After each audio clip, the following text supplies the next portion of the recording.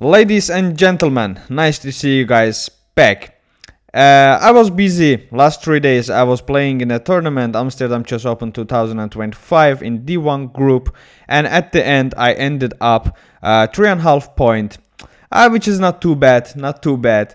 I mean, could have been better, of course. And meanwhile, we are going to recap and analyze my games. You guys also will be witnessed of those chances that I have missed to win those games. But this is chess. Like, yeah, that's why you're losing. Actually, you're missing some opportunity or you make some mistake. That's why at the end you lose. Otherwise, how you gonna lose the game, right? So,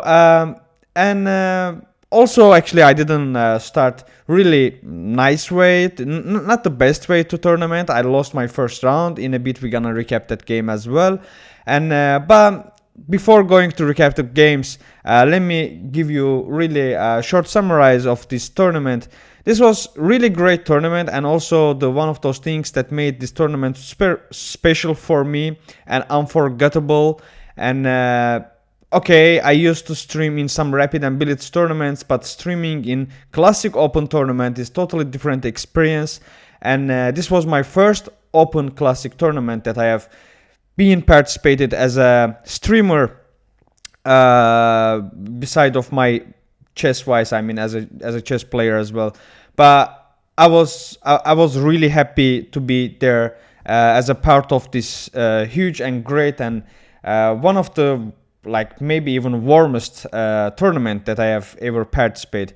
And also I have to mention that like Amsterdam Chess Open is the hugest chess tournament, weekend tournament in the Netherlands. They have like 700 capacity, and today almost around like 650 players were playing and competing each other. Such a huge number. And also another thing makes this tournament a bit different than others. Like other tournaments, you just going and playing your game and you meeting with some people or not and doing your stuff, and just mainly chess stuff, like you just playing and going back. But in this tournament there was super warm community over there. I mean, of course it's all up to the organization and their attitudes and their plans and the activities they organize beside of the playing chess, and also the venue and everything was just so great. And beside of playing chess, okay, even when you lose, but as soon as you get off the board and you're coming out and you're going to the salon, game analyze salon, and you just feeling that warmness over there, and being there was feeling really good. And after actually yeah, I was gonna say that doesn't matter even if you lose and maybe you got some really big frustration in your mind, but as soon as you just step into that salon to analyze your games, and as soon as you feel that warmness around you and you see that beautiful super kind chess community and people around of you, you just forgot just whatever happened over the board. Of course, you keep the details in your mind. That's chess is not that not that game to easily get rid of those traumas that you gaining when you lose over the board. And but still it was a great experience. Just I had to give you guys some really short heads up about this tournament, and I would heavily recommend anybody, like whoever will have opportunity or chance to participate in this tournament in upcoming years. Just don't miss it, guys. It's beside of chess, it's just huge and great experience. I mean, yeah, nice activity. Let's see it as a super nice weekend activity. So I think I have talked a bit maybe too much.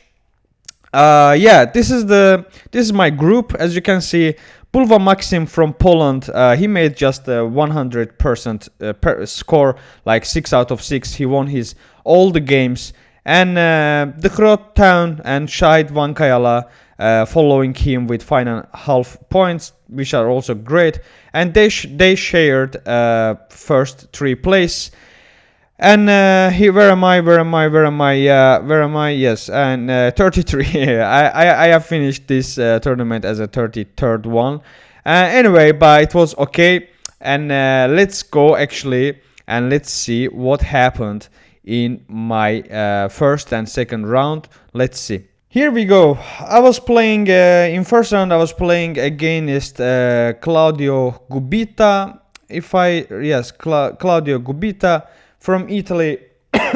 He was unrated player, but according he says like his online rating was around 2000, 1900, 2000.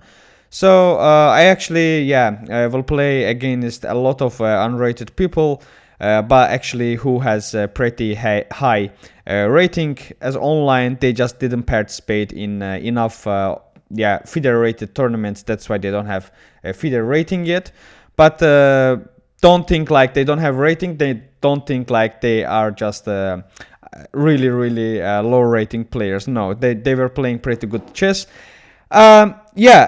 So, and another thing was, since I was participating in this tournament as a streamer, I had a live board for my all games. So you guys also can check out my games via chess.com or in lichess.org, and you can analyze those games yourself as well. And so first game, my opponent start with e4. I have answered d6. The people who have watched my previous videos or previous games, they are pretty familiar with this Pirk defense that I always play against e4. And after d4, I just knight f6. Bishop d3 came to protect this pawn, and then I played g6. Knight comes out of 3. And bishop g7, castling, knight d2, and another knight d7. Rook comes to e1. Until here everything is totally fine. And this rook e1 also actually in the future wants to push this e5. And here I thought, why not to push c5, which is okay move, because if you will take, I will just take back with this pawn. Even I could have considered to take it with this one, because I'm coming and asking for this bishop, and this bishop actually doesn't have so much space to go either. He has to go back, and if he comes here, then I will come to bother that bishop in this corner I'm pushed here, and in the future just will go for that bishop. But he answered with e5. He also came to attack. I takes, and then I played knight g4, which is attacking on this pawn, and with this 3 pieces, and he's protecting with 2 pieces, and that's why he pushed e6. I took it, and then knight e4. Knight e4 appeared over the board, and I played queen c7. Why did I play queen c7? Because this pawn, I was thinking like needs to be protected, because in the future maybe I'm thinking to play something like this, of course in b6, but I'm not sure yet, because this pawn also will be unprotected, and in some point I have to play my knight somewhere. I mean I was aiming to put this knight on e5, and then this pawn will be unprotected. That's why this is here, and also this queen actually was supporting on this line, and in the future maybe like if I will play it, maybe this bishop will come over here, so maybe if I will manage to put this bishop, so just this having control of these diagonals in the future. So Stockfish also likes it, and as one of the best moves. Queen c7. After queen c7, he just pushed h3, which is understandable. He just doesn't want my knight stay over there next to his king. And then I went back, and I was actually aiming if you will take it, I will just take it. But here he had a really nice move, and this was coming actually asking for this one which is fork. And so I had to protect that one. Then first I took that knight, and here of course he can't take it, because I have this rook here, and also he doesn't want to take this one with that pawn to open the front of this king. Of course that's why he has to take it back with this knight. And here I played b6, which was in a great move. my best move was like just I was seeing this just coming here, and if he takes, just take, and this is actually pretty good and also easier to play for black pieces. Of course, this is pretty defendable and playable game for white piece as well, and but still it's pretty playable, and a lot of attack ideas can be follow and can follow this line. But for some reason I thought like let's play b6, because if he will take it, then I can even put it here like asking for check. No, that was not the idea. What was the idea? Like, why did I play it? Anyway, it doesn't have to make sense, because it's inaccurate move. And after that, yeah, I missed this queen e2, and after queen e2 I almost don't have proper chance to protect this e6 pawn. After knight f6 I'm still trying to hold, but knight g5 is just coming as a monster to destroy and that area. And after that I just played another inaccurate move, queen d6. And because why did I play that? Because I was thinking, okay, he will take it, I will take it, and he will take with back with queen, and this queen will be on this line. And after putting my king here, like I just didn't want that queen there, because after taking that also he takes this pawn as well. And that's why I thought, okay, since I can't protect this pawn properly, so why not to play this queen d6? When he takes, I mean, that's what's gonna happen. And after this, of course, I mean, no, not yet. I mean, if he will take it here, I will just take. And when he takes to comes here, so I can trade the queens. And without queens, it should be, yeah, it shouldn't be that bad. I think it should be playable, because yeah, at least there is no queen on this line that will be treating my king always. And but before that he played bishop c4, and then I played knight d5, kind of protecting here. But then he took it, I take back, and after this trading I missed actually this part of this line, because there are ways. I mean, I should have done this one, and but still I was thinking like he will take it, and this is kind of hanging here, like I have to protect it, and maybe I have to play this one here, but still it's not good, because rook takes this one as well. So that's why I didn't want to play with this rook, and on the other hand I didn't want to play this rook as well, because it's just sorry, not there. I mean here again he takes it, and I don't know, maybe I can come here, but it's not good again. And here also yeah, rook b7, and yeah, I didn't like some of these things, but this was the line actually I had to go for it. I mean rook a d8 was the thing, because the thing is if I come here, this is what I didn't see. He takes it, okay, and I have to go here maybe, or what? Here b5. Yeah, I saw this b5 really late. I played this b5, but it was late. I had to see this one, because if he takes it, I take it. If he takes it, he cannot do this anymore, because after that he has to come here, then I have this one, and he has to play this one maybe, and again, no, actually it's not that good one. So yeah, here I'm actually winning. I don't know what's wrong with this evolution bar, but you can see this, it's actually winning for me. So I have missed that b5 over there, guys. That's why I just played something like this, and I have missed this g4, which was great move, and I totally missed it, and I have blundered over here. And yeah, after that one he just yeah, there finally I saw this b5, but it was too late. Takes my rook, takes his bishop back, and after here it was not so difficult to play, I would say. Let me see. Yes, after here just no, not this one, it was like this.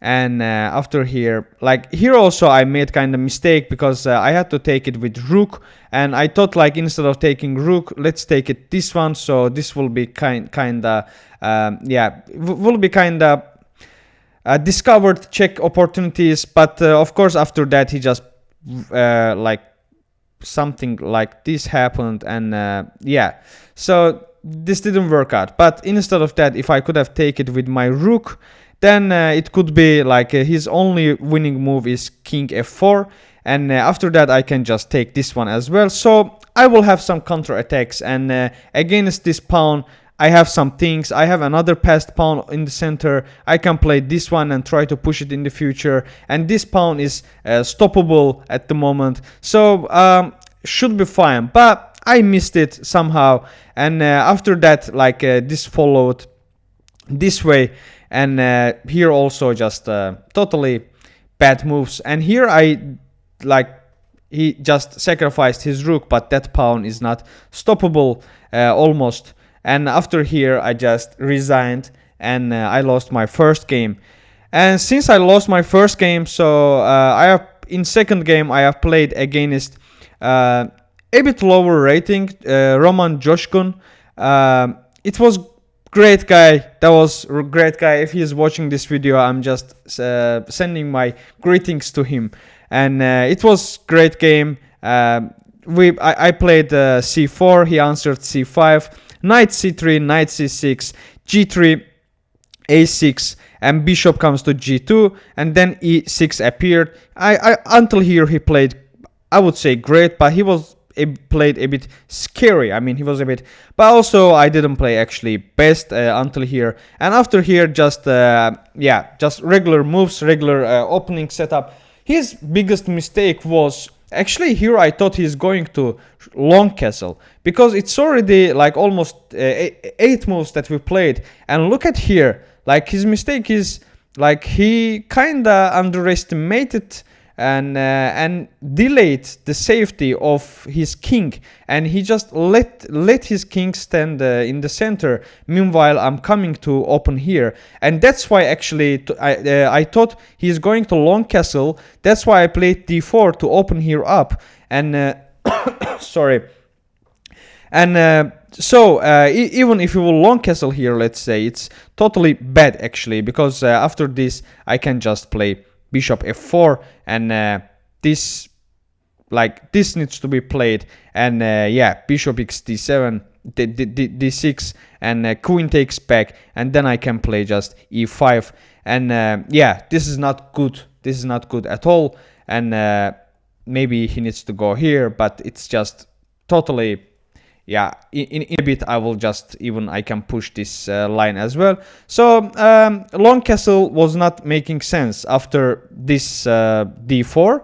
So that's why finally, yeah, he took that pawn back, I took it back, and then I just came to the center with my queen. Still nothing actually really seriously going on. I just had have some space and center control, and so it was a bit kinda easier to play for me in this position. But here he blundered like this, and yeah, immediately I took queen g7, because now he has to play bishop d4 and has to give it away, otherwise I'm just going to take this rook, and there is no way to protect that rook over there. And I took that bishop back, and after here I played something like this, because he can't take it, then I just take it. But he had actually really nice idea like this, but the thing is, it still doesn't work. It looks like, okay, I have to go somewhere back, and then he takes this one, right? But it doesn't actually work, because I have this one. I'm coming here to attacking on this queen as well, and I don't mind if you will take it. I will just take it, and also I'm actually taking this rook in the future, and that's why I don't mind. So he took that knight back, but I'm taking that bishop back with my queen again, and I'm asking for this rook again. So still he doesn't have that opportunity to take this bishop, so it doesn't work. And after rook coming to c8, I just went back with my bishop, and knight comes to e7 to attack my queen, and queen goes back to d3, king f7. Immediately I have pushed f4, because why not to open here up. And after f4 he played knight c6, takes e5, takes back with knight, queen d5 check, and king goes to e6. After that, I just played bishop f4. Also, pin. This knight is kind of pinned here.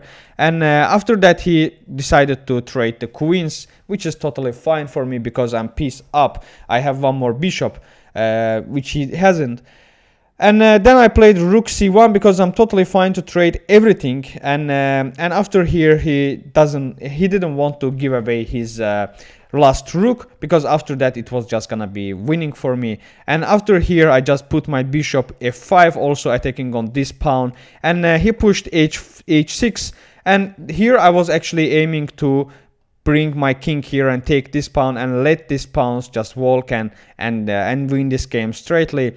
And after d6 I played king g4, then he played rook g1.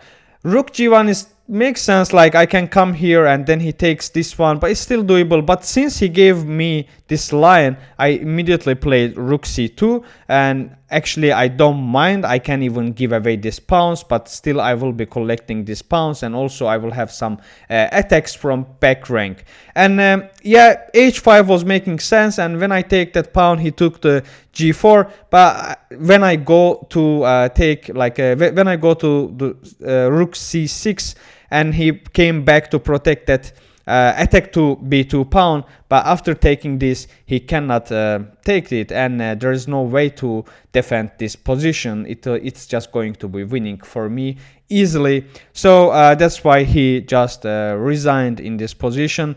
This was my second game, and I was happy to recover it after losing first round. So first day ended up like this: 1 win, 1 lost, and next day will be really interesting and really good day for me, where I will make a recap out of those games as well.